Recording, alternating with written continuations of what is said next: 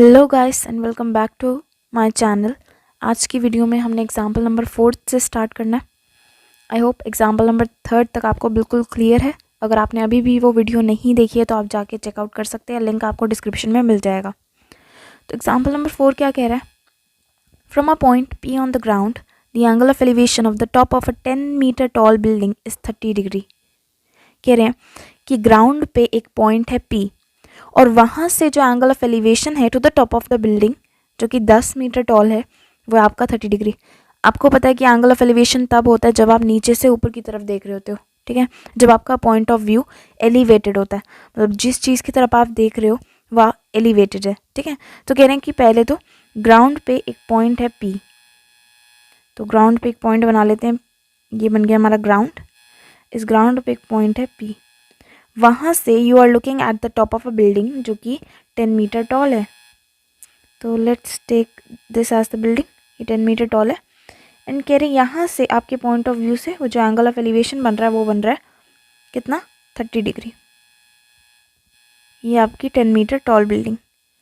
A flag is hoisted at the top of the building and the angle of elevation of the top of the flag staff from P is 45 degree. क्या कह रहे हैं?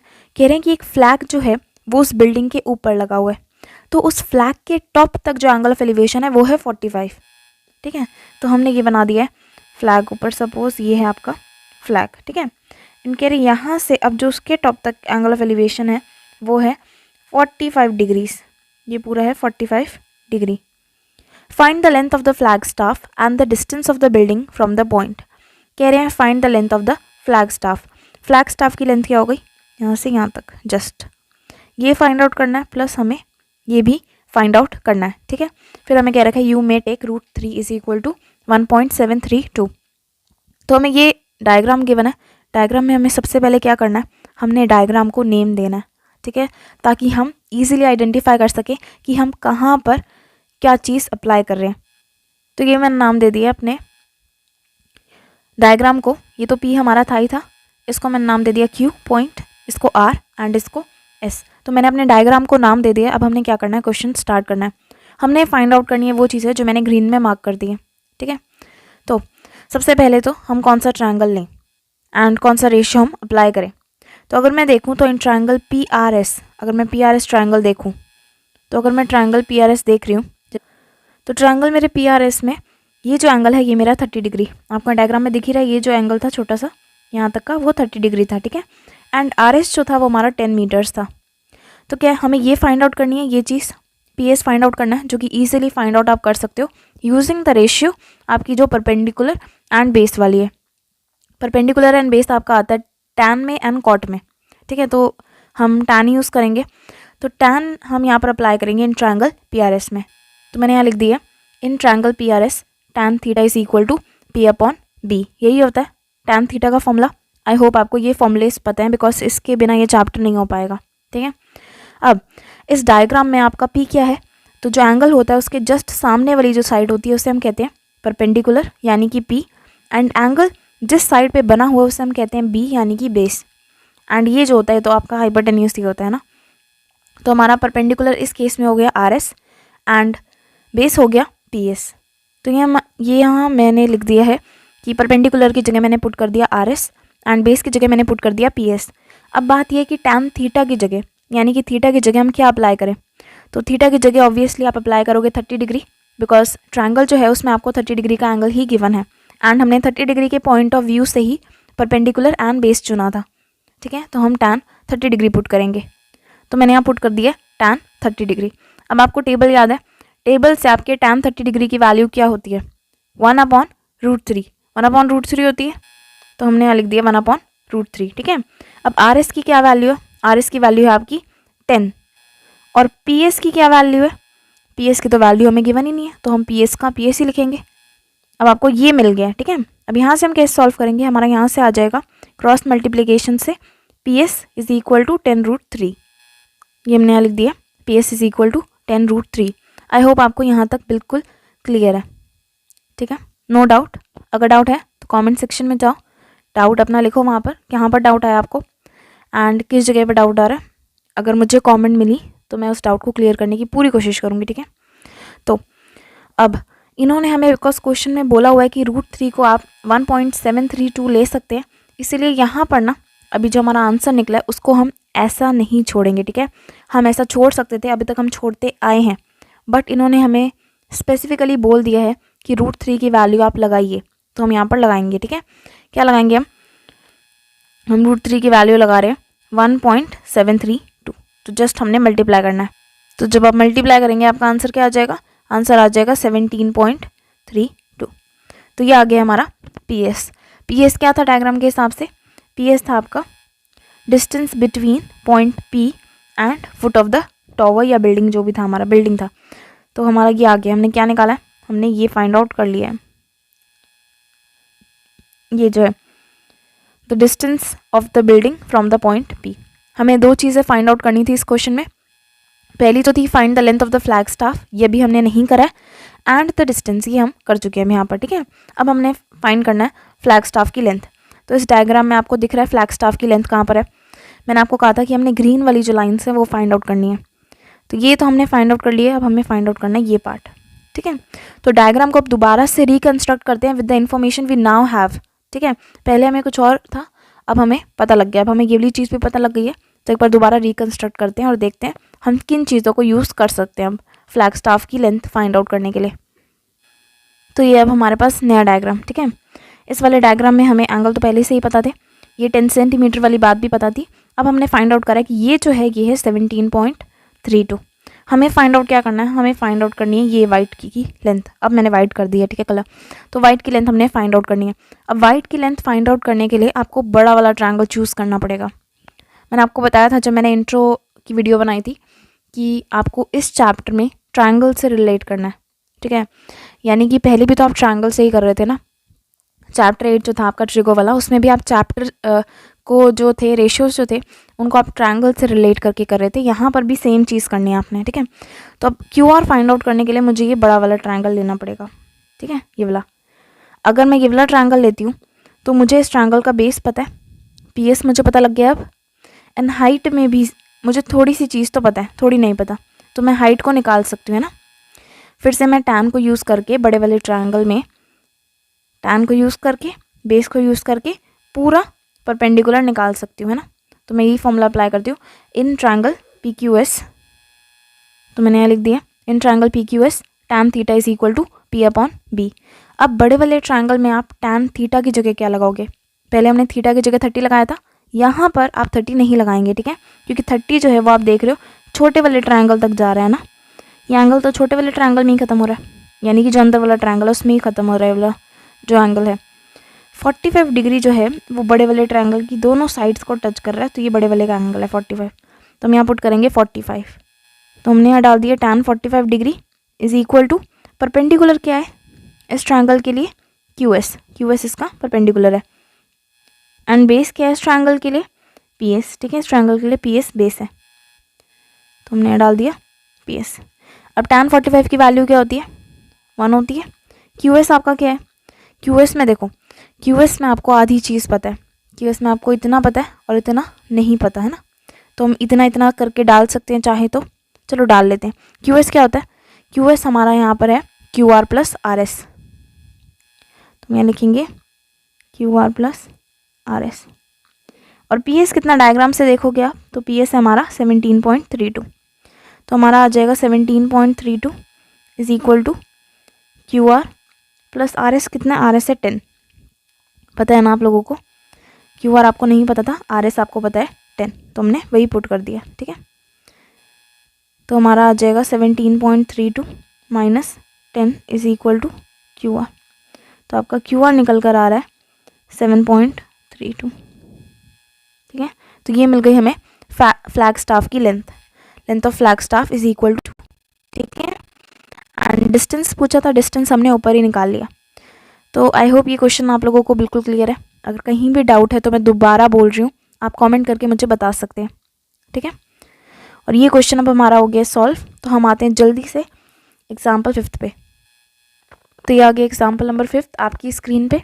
Example number 5 कह रहा है the shadow of a tower standing on a level ground is found to be 40 meter longer when the sun's altitude is 30 degree than when it is 60 degree. Find the height of the tower. अब इस question में कह रहे हैं the shadow of a tower. तो पहली बात तो ग्राउंड पे एक टावर खड़ा पड़ा है, ठीक है। जब सन आता है तो उसकी शैडो फॉर्म होती है। तो हमें कह रहे हैं कि उस टावर की जो शैडो है ना वो 40 मीटर और लंबी हो जाती है। Is found to be 40 meter longer, ठीक है। 40 मीटर और लॉन्ग हो जाती है वो जब सन का एल्टीट्यूड हो जाता है 30 डिग्री, ठीक है। तो उस वो जो टावर है पहले ना सन का एल्टीट्यूड उससे बना होता है 60 डिग्री का। तो हमें नहीं पता कितनी आपकी वो होती है इसकी शैडो, बट जब सन का एल्टीट्यूड 30 हो जाता है ना तो उसकी जितनी शैडो थी उसमें 40 मीटर और ऐड हो जाता है शैडो की हाइट में या लेंथ में। तो ये जो है हम मान के चलते हैं ये हमारा टावर है, मतलब यानी कि ये हमारा आ गया ग्राउंड, ठीक है। और ये रहा हमारा टावर, ठीक है। अब कह रहे हैं इस टावर से जब सन का एल्टीट्यूड है 60 डिग्री, ये है सन का एल्टीट्यूड 60 डिग्री, ठीक है। तो हमें नहीं पता इस टावर की शैडो कितनी लंबी बन रही है। ऑफकोर्स यहाँ से यहाँ तक ही बन रही है, ठीक है। तो कह रहे हैं हमें नहीं पता कितनी बन रही है, बट जब सन का एल्टीट्यूड हो जाता है 30 डिग्री, जब सन का एल्टीट्यूड हो गया 30 डिग्री, ये रहा ऐसे, तो क्या हो जाता है, तो उस शैडो में शैडो की हाइट हो जाती है 40 मीटर मोर, यानी कि 40 मीटर हो जाती है, मतलब जो ऑलरेडी थी उसमें 40 मीटर और ऐड हो जाता है, ठीक है। तो क्या कह रहे हैं टावर की हाइट बता दो, ठीक है। तो क्वेश्चन समझ आया ना आप लोगों को, ठीक है। तो आप लोगों को क्वेश्चन समझ आया। क्वेश्चन दोबारा रीड कर लेते हैं एक बार। The shadow of a tower standing on a level ground is found to be 40 meter longer when the sun's altitude is 30 degree than when it is 60 degree। तो कह रहे हैं जब सन का एल्टीट्यूड 60 डिग्री था तो उससे जब वो एल्टीट्यूड जो 60 डिग्री था वो जब 30 डिग्री हुआ ना तो जो शैडो थी टावर की वो 40 मीटर और लॉन्ग हो गई। तो पहले था सन का एल्टीट्यूड 60, तो हमें नहीं पता क्या लेंथ थी शैडो की, बट जब सन का एल्टीट्यूड 30 हुआ तो शैडो की लेंथ 40 मीटर और बढ़ गई। तो अब आप बताओ कि हाइट क्या है टावर की, ठीक है। तो अब इस क्वेश्चन में हमें हाइट पूछ रहे हैं, बट सबसे पहली चीज़ क्या करनी है हमने अपने डायग्राम को नेम देना है। तो यहाँ पर मैंने अपने डायग्राम के पॉइंट्स को नेम दे दिया ABCD, ठीक है। अब हमारे पास क्या क्या अवेलेबल है एंड हमने क्या फाइंड आउट करना है। हमें सबसे पहले फाइंड आउट करना है AB, ठीक है। और हमें क्या क्या अवेलेबल है, हमें पता है ये चीज़ एंड हमें एंगल्स पता है, ठीक है। तो हम क्या करते हैं, हम पहले बड़ा वाला ट्रायंगल ले लेते हैं। बड़ा वाला कौन सा, ABD। ABD ट्रायंगल में हमारा एंगल है 30 डिग्री, ठीक है। देखो ABD ट्रायंगल में हमारा बड़ा एंगल हो रहा है, बड़ा क्या हमारा इस ट्रायंगल का एंगल हो रहा है 30 डिग्री, ठीक है। हमारे पास इतना पार्ट है 40, ये नहीं पता और ये नहीं पता। तो क्या हो गया, बेसिकली ये जो एंगल है इसके लिए ये सामने वाली साइड परपेंडिकुलर है ना, एंड इसकी नीचे वाली साइड इसकी बेस है। तो हमें P और B से रिलेटेड रेशियो ढूंढना है। P और B से रिलेटेड रेशियो आपका होता है tan एंड cot। तो हम tan यूज़ करेंगे। हम इसमें tan यूज़ करके क्या कर सकते हैं, हम इन दोनों में से कोई चीज़ फाइंड आउट कर सकते हैं, ठीक है। तो हम यहाँ लिखेंगे in triangle ABD, in triangle ABD tan theta is equal to P upon B। tan 30 degree is equal to P कितना है AB एंड बेस कितना है BD। तो tan 30 degree is equal to AB, तो आपका AB ही है। BD जो है वो दो चीज़ों का बना हुआ है, DC एंड CB का। BD जो है पूरा वो DC एंड CB का बना हुआ है, तो वही चीज़ हम यहाँ लिख देते हैं DC प्लस CB। tan 30 की वैल्यू क्या होती है 1/√3। AB आपका वही आएगा। DC हमें पता है 40 है हमारा, CB हमें नहीं पता, तो ये हो जाएगा 40 plus CB is equal to AB√3, ठीक है ना। तो इस चीज़ को हम यहीं छोड़ देते हैं, इसको मार्क कर देते हैं हम इक्वेशन फर्स्ट, ठीक है। अब क्या करते हैं, हमारे पास दो एंगल्स अवेलेबल थे तो हम उन दोनों का यूज़ कर सकते हैं, ठीक है। हमने 30 वाले का तो यूज़ कर लिया यहाँ पर, अब हम यूज़ कर सकते हैं 60 वाले का। तो 60 वाला आपका पड़ रहा है इन ट्रायंगल ABC में, ट्रायंगल ABC में पड़ रहा है। तो फिर से 60 के सामने वाली जो साइड हमने फाइंड आउट करनी है वो है उसके लिए P एंड B भी हमें नहीं पता। तो फिर से हम P और B वाला रेशियो लेंगे। P और B वाला रेशियो आपका होता है tan।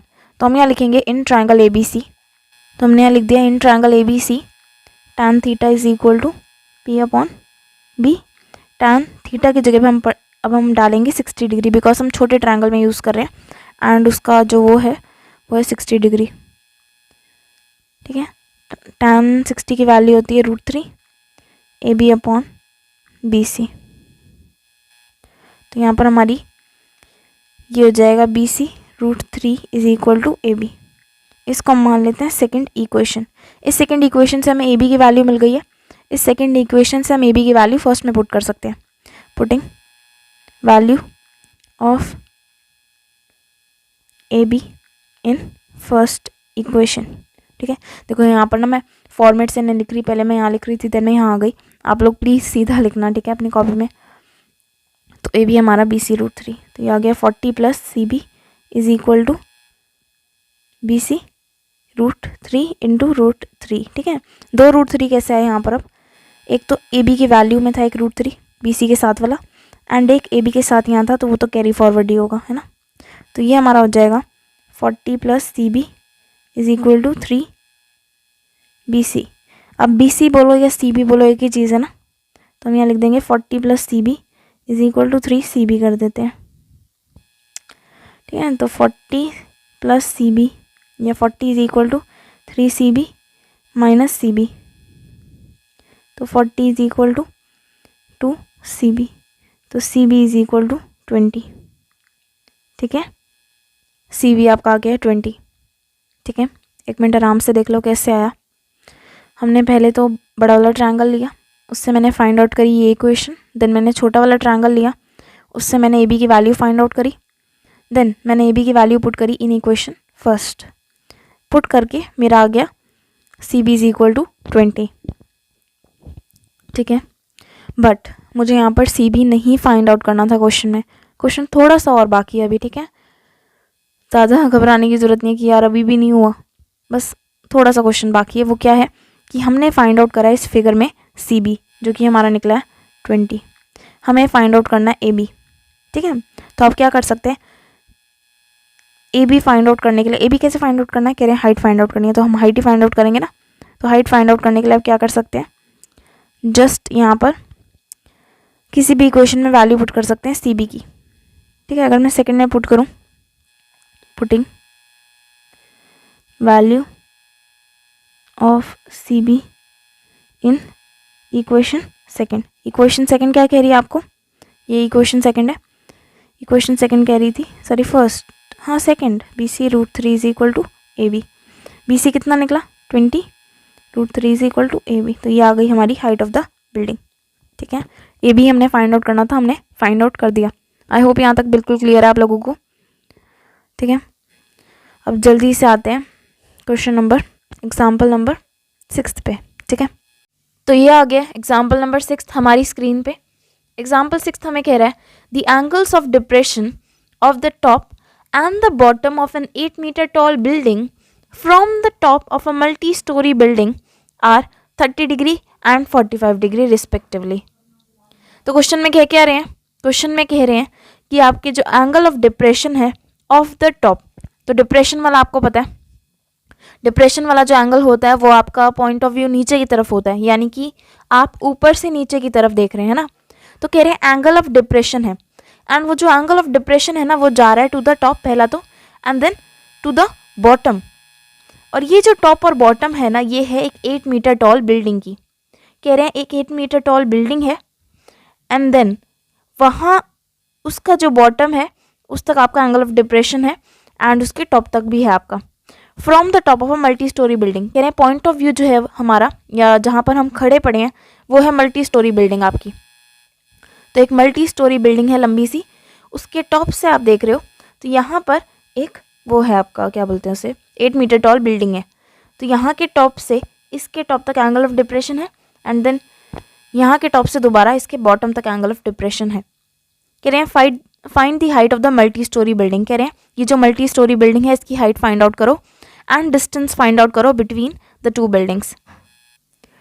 तो हमारा जो डायग्राम है वो कुछ इस तरीके का, ये जो है ये आपकी मल्टी स्टोरी बिल्डिंग है, ये जो है ये आपकी 8 मीटर टॉल बिल्डिंग है, एंड इधर से 2 एंगल ऑफ डिप्रेशन जा रहे हैं, एक जा रहा है इसकी टॉप की तरफ एंड एक जा रहा है इसके बॉटम की तरफ, ठीक है ना।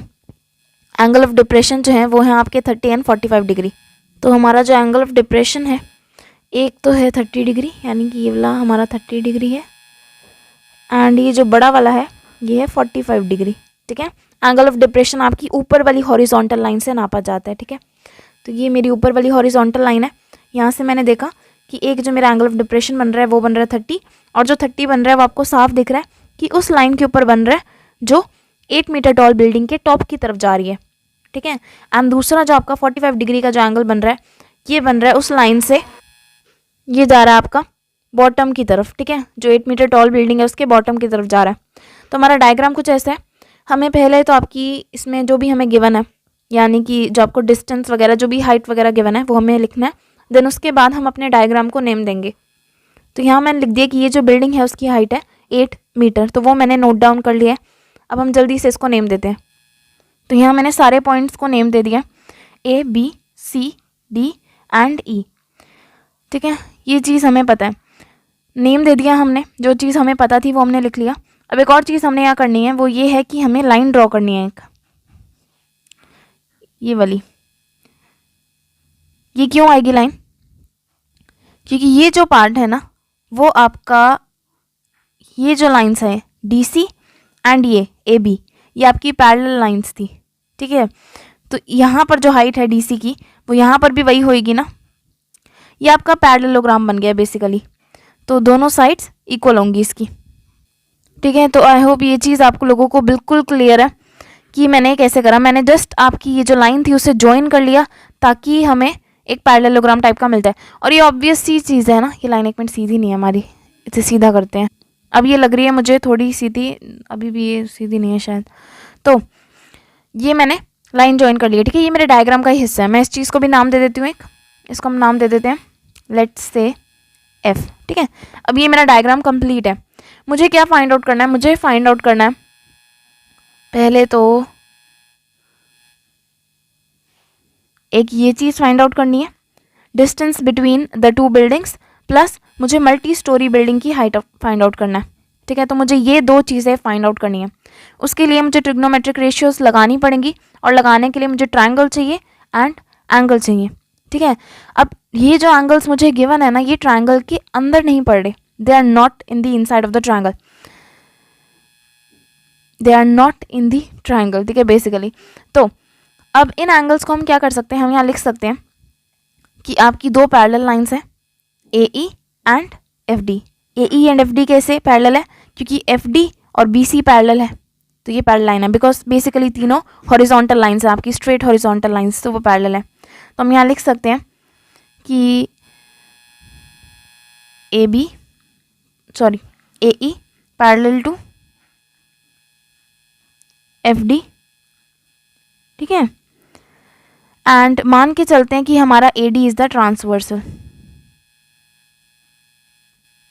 AD इज द, ठीक है। डायग्राम में अगर मैं आपको दोबारा दिखाऊं बनाकर, एक मिनट रुको, तो कुछ इस टाइप का डायग्राम है हमारा, AE FD के पैरेलल है, ठीक है। उस डायग्राम से भी समझ आ रहा था, बट जिन लोगों को उस डायग्राम से क्लियर नहीं है उनके लिए मैंने यहाँ साइड पे एक छोटा सा क्लियर सा डायग्राम बना दिया है। AE आपका FD के पैरेलल है, दिख रहा है, एंड AD हमारा ट्रांसवर्सल है। तो ये जो एंगल होगा will be equal to this angle, alternate interior angle है ना, वही चीज़ है ना। तो यहाँ लिख लेते हैं, angle EAD will be equal to angle ADF. Why? Because they are alternate interior angles. तो इसका मतलब आपका ADF एंगल हो गया कितना? 30 डिग्री, ठीक है। क्लियर है? AFD कौन सा एंगल हो गया? सॉरी, AFD क्यों, ADF, हाँ, ये वाला एंगल आपका 30 डिग्री हो गया। अब ये जो एंगल है ये आपका इस ट्रायंगल में पड़ता है कि नहीं? ठीक है, तो ये चीज़ इजी है। अब क्या करना है, हमने सिमिलरली लिखना है AE पैरेलल टू BC। अभी मैं बताती हूँ आपको, डायग्राम बनाकर दिखाती हूँ कि कैसे है ये। हम यहाँ लिखेंगे AE parallel to BC, and आपका जो ट्रांसवर्सल है वो है AC।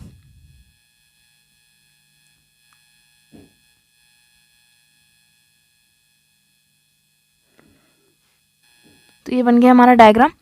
ए जो है वो BC के पैरेलल है। आप देख सकते हो मेन डायग्राम में भी वो BC के पैरेलल ही है। ए BC के पैरेलल है, तो इसका मतलब क्या ए BC के पैरेलल है एंड AC जो है वो हमने मान लिया ट्रांसवर्सल। तो हमारा angle EAC will be equal to ACB because they are alternate interior angle. Angle EAC is equal to angle ACB, फिर से वही रीज़न, ऑल्टरनेट इंटीरियर एंगल। तो इसका मतलब क्या हो जाएगा कि आपका एंगल ACB हो जाएगा 45 डिग्री। ठीक है, आई होप ये दो चीज़ें क्लियर हैं बिकॉज यही दो चीज़ें मेन आपको चाहिए थी इस क्वेश्चन के लिए। ठीक है, तो ये हमारा हो गया 30 डिग्री एंड 45 डिग्री। अब हमें ये मिल गया, हम इजीली ट्रायंगल में आपका ट्रिग्नोमेट्रिक रेशियो लगाकर इस क्वेश्चन को सॉल्व कर सकते हैं। ठीक है, तो यहाँ तक अगर आपको क्लियर है तो सारा हो जाएगा। अब क्या करते हैं, अब हमने लेना है ट्रायंगल लेने हैं अब आपके ना बेसिकली हमने। तो दो ट्रायंगल हमें दिख रहे हैं, एक तो ये दिख रहा है हमें साफ साफ ये वाला, ठीक है, ADF दिख रहा है हमें, और एक हमें दिख रहा है ABC। ठीक है, ये दो ट्रायंगल हम लोगों को दिख रहे हैं ना, इन दो ट्रायंगल्स की हेल्प लेकर बस हमने ये क्वेश्चन सॉल्व करना है। क्यों? क्योंकि इन दो ट्रायंगल्स के रेशियोज हमें मिल चुके हैं। रेशियोज क्या, हमें डिग्री मिल चुकी है। ठीक है, इनके अंदर जो एंगल हैं उनकी डिग्री हमें मिल चुकी है, तो हम ये अप्लाई कर सकते हैं। तो सबसे पहले मैं ले रही हूँ in triangle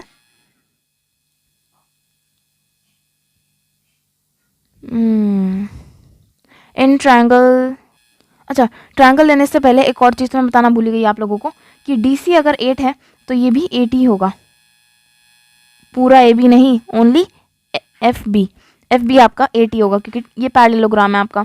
FDBC is a parallelogram, लिख ही देती हूँ यहाँ पर मैं। ठीक है, FDBC is a parallelogram. So हमें क्या पता लगा कि FB is equal to DC।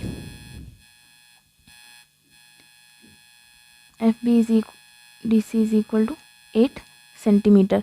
और सिमिलरली आपका वो भी इक्वल होगा, जब निकलेगा अभी तो हमें पता नहीं है, FD is equal to BC भी इक्वल होगा। ठीक है, फिलहाल हमें अभी पता ही नहीं है, निकला ही नहीं है, तो तब देखेंगे। ठीक है, अब हम ले लेते हैं इन ट्रायंगल ABC। तो मैंने बाकी सारा उठा के साइड कर दिया। अब हम यहाँ लिखेंगे in triangle ABC। Triangle ABC आपका समथिंग इस टाइप का है, उसमें एंगल जो है वो है 45 डिग्री। हमें ये चाहिए, इनका डिस्टेंस है ना, और ये हमारे पास थोड़ा बहुत अवेलेबल है, तो इसीलिए कौन से दो रेशियोज, कौन से दो साइड्स हमें पता है या हमें ढूंढने हैं, मतलब कौन से दो इन्वॉल्व हैं इसमें। एक है उस एंगल के लिए परपेंडिकुलर और एक है उस एंगल के लिए बेस। तो परपेंडिकुलर और बेस जो है वो आपका टैन रेशियो में आ सकता है, तो हम यहाँ लिखेंगे टैन रेशियो यूज़ करेंगे, tan theta is equal to P/B। इसमें हमारा जो थीटा लगेगा वो लगेगा 45 डिग्रीज। परपेंडिकुलर हमारा है AB एंड बेस है हमारा BC। ठीक है, आप डायग्राम से चेक कर सकते हैं, perpendicular AB and base BC। अब टैन 45 की वैल्यू होती है 1। AB कितना है, AB है आपका, अगर हम एक्चुअल फिगर में देखें तो AB is equal to AF plus FB, है ना, आप ये अप्लाई कर सकते हैं। AF is equal to FB, AF plus FB sorry, and BC, तो BC ही हमें पता ही नहीं है, तो हमारा क्या हो जाएगा, BC is equal to cross multiply से AF प्लस FB भी हमने निकाला 8 होता है। ठीक है, तो हमारा ये निकला कि BC is equal to AF plus 8। इसको हम मान लेते हैं इक्वेशन 1। ठीक है, यहीं तक हमसे सॉल्व हो रहा था, हमने इसे मान लिया। अब हम दूसरा ट्रायंगल ले रहे हैं। दूसरा कौन सा था, ADF, या फिर बोल दो AFD। अब हम लेंगे इन ट्रायंगल AFD। AFD कैसा ट्रायंगल है, AFD भी आपका ऐसा सा है। ठीक है, इधर 30 डिग्री है, ये हमें नहीं पता, ये भी नहीं पता, इसका तो यूज़ ही नहीं है हाइपोटेन्यूज का, तो इस वाले ट्रायंगल में भी आपका परपेंडिकुलर एंड बेस यूज़ हो रहा है। परपेंडिकुलर एंड बेस के लिए हम फिर से टैन यूज़ करेंगे, तो tan theta is equal to P/B। यहाँ हम पुट करेंगे tan 30 degree is equal to P है इसके लिए AF एंड F है B है सॉरी FD। टैन 30 की वैल्यू होती है 1/√3 एफ डी हमारा एफ डी ही है, ठीक है। बट एफ डी को आप बी सी भी लिख सकते हो, है कि नहीं। मैंने यहाँ लिखा था, देखो इधर ए एफ और बी डी जो है मैंने यहाँ लिखा था, कहाँ लिखा था, ये लिखा मैंने, एफ बी डी सी के इक्वल है and F D B C K. F D B C के है ना, तो एफ डी को मैं बी सी से रिप्लेस कर सकती हूँ। एफ डी की जगह मैं यहाँ पर लिख सकती हूँ बी सी, ठीक है। मैं यहाँ पर एफ डी को रिप्लेस कर रही हूँ विद बी सी, इसको हम लिख रहे हैं ए एफ ही, ठीक है। From equation first, equation first. अब आप कहोगे इक्वेशन फर्स्ट तो कोई और ली थी हमने, हाँ ठीक है कोई और ली थी, बट इसको हम फर्स्ट कर लेते हैं, उसको हम सेकंड कर लेते हैं, इसको हम सेकंड कर लेते हैं, ठीक है। अब ठीक है ना, अब ये आ गया हमारा, एफ डी को हमने एक्सचेंज कर लिया with B C from equation first. अब हम वैल्यू पुट कर सकते हैं बी सी की फ्रॉम इक्वेशन सेकंड। अब इक्वेशन सेकंड का ये रही, अभी निकाली थी ना, B C is equal to A F plus 8। अब ये कैसे आया, फ्रॉम सेकंड, ठीक है, समझ आ रहा है ना। अब आपने क्रॉस मल्टीप्लाई करना है, A F plus 8 is equal to A F root 3, तो A F minus A F root 3 is equal to -8।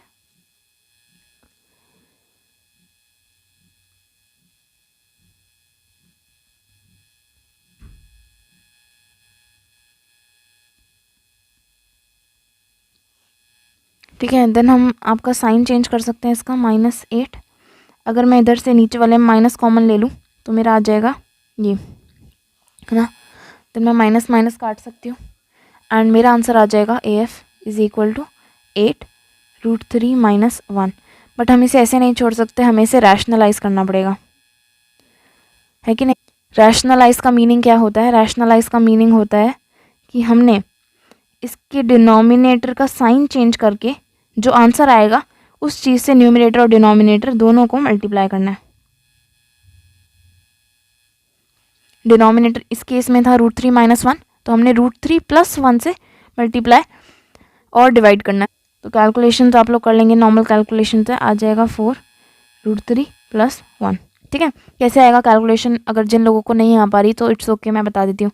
ये तो आपका नॉर्मल मल्टीप्लाई होगा, 8 × √3 + 1 ऐसे ही हो जाएगा आपका नॉर्मल। एंड नीचे वाला जो डिनोमिनेटर है इसमें आपका फॉर्मूला लग जाएगा a² - b² का, ठीक है। फिर नीचे वाले से कट जाएगा तो आपका 4 √3 + 1 रह जाएगा। आई होप ये चीज़ हो जाएगी आप लोगों से, है ना। आंसर आपका आ जा रहा है, ये ए एफ निकला है हमारा। और ए एफ क्या है मेन डायग्राम में, ए एफ हमारा था ये चीज़, ठीक है। अब ये चीज़ आ गई, ये चीज़ आपको पता है, तो हमें ये वाली पिंक चीज़ तो पूरी मिल गई, हमने पूरी पिंक चीज़ फाइंड आउट करनी थी, ये हमें मिल गई है। अब हमें फाइंड करना है बी सी। तो बी सी के लिए हम क्या करते हैं, हम पूरा ए बी फाइंड आउट कर लेते हैं। तो ए बी हमारा कितना होगा, ठीक है। तो यहाँ हमने अभी एक जगह लिखा था A F is equal to A B is equal to A F plus F B, ठीक है। तो ए एफ हमें पता लग गया, अब हमारा आया है 4 √3 + 1 और एफ बी है हमारा 8, ठीक है। तो हमारा नॉर्मल हो जाएगा 4 √3 + 4 + 8, तो हो जाएगा 12 + 4 √3, ठीक है ना। 12 4 √3 को आप लिख सकते हो क्या, अगर मैं 4 को कॉमन निकालूं तो आप लिख सकते हो 3 + √3। हमारा ए भी आ गया ये, ठीक है। तो हमें मिल गई है height of the building is, height of multi storey building is, height of multi storey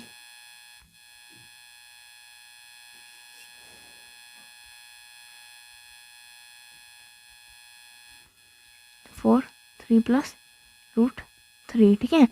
अब हाइट जो है वो सेम होगी आपके डिस्टेंस की जितनी, हाइट एंड डिस्टेंस सेम होगा। कैसे, यहाँ पर हमने tan का अप्लाई करा था, tan 45 अप्लाई करा था ना इस ट्रायंगल में, ये वाला जो बड़ा वाला ट्रायंगल था ना, देखो ये जो बड़ा वाला ट्रायंगल है ए बी सी, इसी की दो चीज़ें आपने फाइंड आउट करनी थी, इसकी ये हाइट एंड इसका ये बेस, है ना। तो इस ट्रायंगल में हमने ट्रिग्नोमेट्रिक रेशियो लगाई थी आपकी ए बी सी में tan थीटा से tan 45। तो इससे हमारा क्या आया था, अगर कैजुअली मैं देखूँ तो हमारा आया था AB अपॉन BC। इसका मतलब BC जो है वो AB के इक्वल है। ठीक है, तो आपको दोबारा कैलकुलेट करने की ज़रूरत नहीं है, हमें BC भी निकालना है ना, BC आपको कैलकुलेट करने की ज़रूरत नहीं है, BC आपका अपने आप ही आ जाएगा इक्वल टू AB। और AB हमने क्या निकाला है, AB हमने निकाला है 4 3 + √3। तो हम यहाँ लिख देंगे distance between the two buildings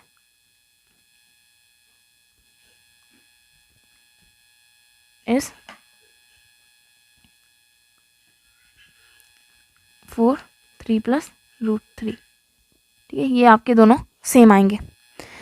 I hope ये क्वेश्चन बिल्कुल क्लियर है। ठीक है, ये क्वेश्चन थोड़ा ट्रिकी था, मैंने भी इधर उधर कर दिया। अगर आपको कुछ प्रॉब्लम आ रही है तो आप दोबारा देख सकते हो। ठीक है, कोई दिक्कत वाली बात नहीं है, किसी को पता नहीं लगेगा आपने कितनी बार देखा, जितनी बार देखना देखो। उसके बाद अगर फिर भी डाउट आ रहा है या अभी भी डाउट आ रहा है तो आप कमेंट करके बता सकते हो आपको कहाँ पर डाउट आ रहा है एंड क्यों डाउट आ रहा है। ठीक है, अगर आप कमेंट करेंगे मैं आपका डाउट क्लियर करने की पूरी कोशिश करूँगी। अगर मुझे दिखती है आपके कमेंट तो ऑब्वियसली मैं कोशिश करूँगी, है ना। तो अब एग्जाम्पल नंबर 7 पे आते हैं, इस वीडियो का हमारा लास्ट एग्जाम्पल। तो ये रहा एग्जाम्पल नंबर 7 हमारी स्क्रीन पे।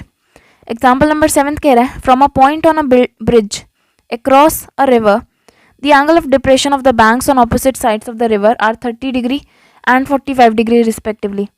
If the bridge is at a height of 3 meter from the banks find the width of the river. तो क्या कह रहे हैं इस क्वेश्चन में, इस क्वेश्चन में कह रहे हैं कि हम ब्रिज है एक, ठीक है, और वो जो ब्रिज है ना, वो जो ब्रिज है आपका वो आपका अक्रॉस है एक रिवर की, हमने मान लिया ये रिवर है एंड ये ब्रिज बना हुआ है। ठीक है, इस ब्रिज के ऊपर एक पॉइंट है, वहाँ से जो एंगल ऑफ डिप्रेशन है on the opposite side of bank, bank की ऑपोजिट साइड एक ही हो गई, एक ही हो गई रिवर की, तो यहाँ से एंगल ऑफ डिप्रेशन एक का कुछ और आ रहा है, एक का कुछ और आ रहा है। ठीक है, हमें कह रहे हैं कि रिवर की विड्थ फाइंड आउट करो। तो अब हमें इस क्वेश्चन में कह रहे हैं कि ब्रिज है, मैंने आपको बता दिया आपका ये ब्रिज है, रिवर के ऊपर बना पड़ा है ये, एंड ब्रिज के ऊपर एक पॉइंट है। उस पॉइंट से अगर हम देखें तो रिवर का जो बैंक है दोनों साइड, उन दोनों की तरफ दो अलग एंगल ऑफ डिप्रेशन बन रहे हैं। एक तो बन रहा है एंगल ऑफ डिप्रेशन का 30 डिग्री का और एक बन रहा है 45 डिग्री का। तो कह रहे हैं अगर ब्रिज की हाइट जो है वो 3 मीटर है, ठीक है, तो कह रहे हैं विड्थ बताओ रिवर की। तो एक प्रोफेशनल सा डायग्राम बना लेते हैं। डायग्राम बनाने के लिए पहले हमें इसे गायब करना पड़ेगा। उसके बाद हमें क्या करना पड़ेगा, हमें सबसे पहले लेनी है एक लाइन। ये हमारा आ गया, क्या बोलते हैं इसे, हाँ ये हमारा आ गई रिवर। ठीक है, देन सपोज ये हमारा पॉइंट है, यहाँ से ऐसे ये हो गया मेरा ब्रिज। ठीक है, ये ऐसे ब्रिज बन गया। ओहो एक मिनट, ये खराब हो गया। ठीक है, ये बन गया हमारा ब्रिज। दोबारा ठीक करना पड़ेगा। ठीक है, अब इधर से जो एंगल ऑफ डिप्रेशन बन रहा है, एंगल ऑफ डिप्रेशन बनाने के लिए आपको पता है हमें एक हॉरिजॉन्टल लाइन लेनी पड़ेगी, है ना। तो हम किसी और कलर की ले लेते हैं हॉरिजॉन्टल लाइन। ये आ गई मेरी हॉरिजॉन्टल लाइन।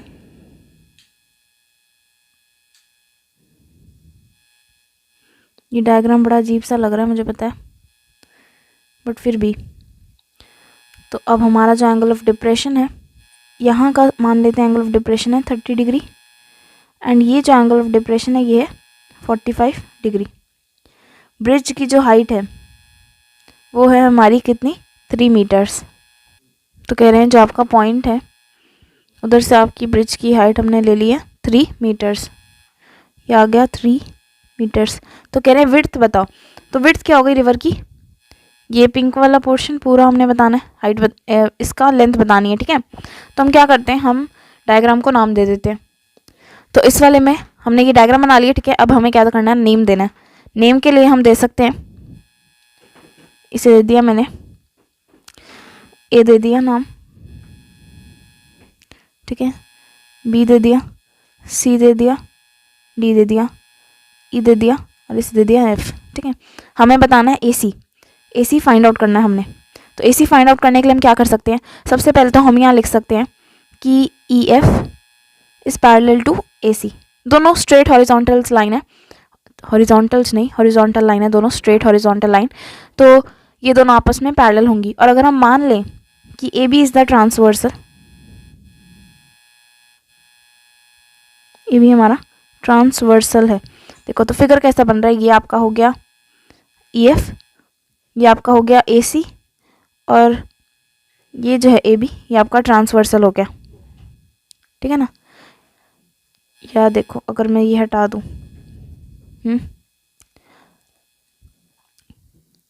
जैसे मैंने यहाँ लिखा है E F is parallel to A B, तो आप ये भी कह सकते हो कि E B is also parallel to A C, ठीक है। अगर ई एफ पूरा पैरेलल है तो ई बी भी तो पैरेलल होगा ना पूरे के, है ना। फिर हम उसके बाद लिखेंगे कि हम मान लेते हैं, मान क्या लेते हैं, हमें दिख ही रहा है कि A B is the transversal.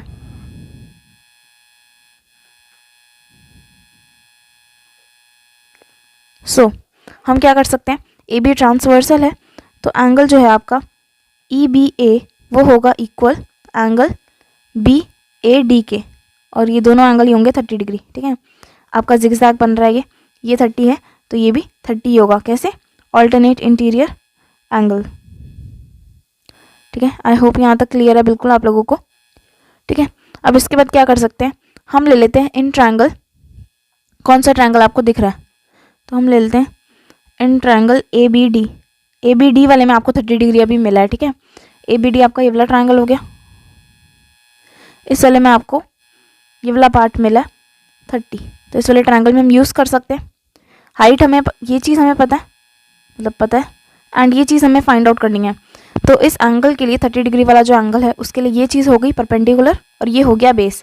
तो परपेंडिकुलर और बेस से रिलेटेड वाला रेशियो हमने यहाँ पर यूज़ करना है, जो कि होता है आपका टैन। तो tan theta is equal to P upon B. Tan theta कितना लगाओगे, थीटा लगाओगे 30 डिग्री, पी है इसके लिए क्या, बी डी,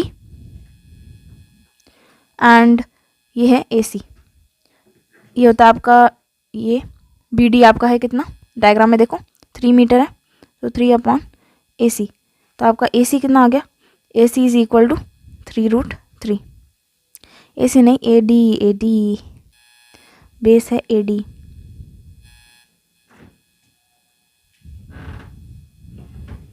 ठीक है।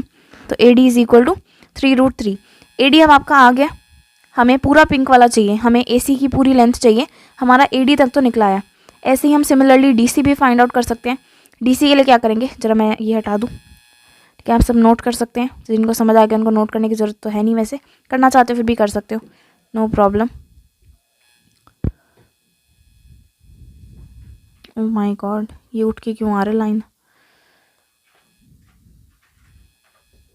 और देखो पूरा ही लाइन आ रहा है, चलो कोई नहीं, जाओ आप, लाइन हम दोबारा कंस्ट्रक्ट कर लेंगे। ये आ गई हमारी दोबारा लाइन, ठीक है। अब हमने जैसे लिया था ये वाला ट्रायंगल, ये जो है ये वाला ट्रायंगल हमने लिया था ना, अब मैं लेने वाली हूँ ये ग्रीन वाला ट्रायंगल, ठीक है।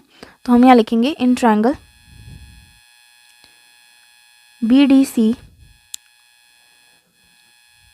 B F parallel to D C, है ना, B F parallel to D C है ना, क्यों, क्योंकि ई एफ आपका पैरेलल था ए सी के, जब पूरा पूरा पैरेलल था तो उनका छोटा छोटा हिस्सा तो होगा ही पैरेलल, है ना। And B C is the transversal, B C को हम ट्रांसवर्सल मान लेते हैं। बी सी जब ट्रांसवर्सल हो गया तो हमारा angle F B C will be equal to angle B C D, और ये दोनों ही एंगल हो जाएंगे 45। कौन सा एंगल किसके इक्वल, ये वाला एंगल इस एंगल के इक्वल, ठीक है। क्यों, ऑल्टरनेट इंटीरियर एंगल्स हैं भाई। जैसे ही ऑल्टरनेट इंटीरियर एंगल्स हुए तब हम क्या करेंगे, तब हम लिखेंगे in triangle B D C, दोबारा से हमें यहाँ ऊपर लिखने की ज़रूरत नहीं थी, ठीक है। बी डी सी ट्रायंगल में मुझे एंगल पता है 45 डिग्री, एंगल के सामने वाली साइड पता है, यानी कि पी मुझे पता है, एंड मैंने फाइंड आउट करना है बी। तो फिर से ऐसा रेशियो देखना है मैंने जिसमें पी और बी यूज़ हो रहा हो, तो हम टैन लगाएंगे, तो tan theta is equal to P upon B, theta की जगह मैं लगाऊंगी 45 डिग्री, पी है हमारे लिए बी डी एंड ये है डी सी। तो टैन 45 की वैल्यू होती है क्या, मैं इसे रब कर देती हूँ। tan 45 की वैल्यू क्या होती है? 1 डिग्री। 1 डिग्री नहीं, 1 ओनली 1। तो हमने यहाँ वैल्यू लगा दी 1। BD हमारा है 3 एंड DC हमें नहीं पता, तो यानी कि DC हो जाएगा 3। तो हमें दो चीज़ें मिल गई। हमें चाहिए था AC हमने फाइंड आउट करना था ना। AC बना हुआ है AD का, AD प्लस DC का। AC हमारा बना हुआ है, ठीक है, AC के इक्वल आएंगे दोनों। DC हमारा निकला है क्या? 3। और AD हमने अभी कितना निकाला? AD हमने निकाला 3√3, ठीक है। तो AC हमारा कितना हो जाएगा? 3। ये हमारा हो गया AC। तो हमने क्या फाइंड आउट करना था? Width of the river. तो width of the river is AC। तो आपका यहाँ पर एग्जाम्पल ख़त्म हो गया, ठीक है। आई होप ये वाला क्वेश्चन, ये वाले एग्जाम्पल सारे आपको क्लियर थे। अगर आपको कहीं भी डाउट है तो आप कमेंट करके बता सकते हैं मुझे, नहीं तो वीडियो आप दोबारा भी देख सकते हैं। अगर लग रहा है कि ऐसा डाउट है मुझे पहली बार पे समझ नहीं आया, दूसरी बार पे मुझे क्लियर हो जाएगा, तो दोबारा देख लो, कोई प्रॉब्लम नहीं है, ठीक है। अब हम वीडियो को यहीं रोकते हैं। अगली वीडियो में हम करेंगे इस चैप्टर की एक्सरसाइज, जो कि एक ही है बुक में, ठीक है, एक ही एक्सरसाइज है, वही करनी है हमने, वो हम स्टार्ट करेंगे। तो मिलते हैं नेक्स्ट वीडियो में।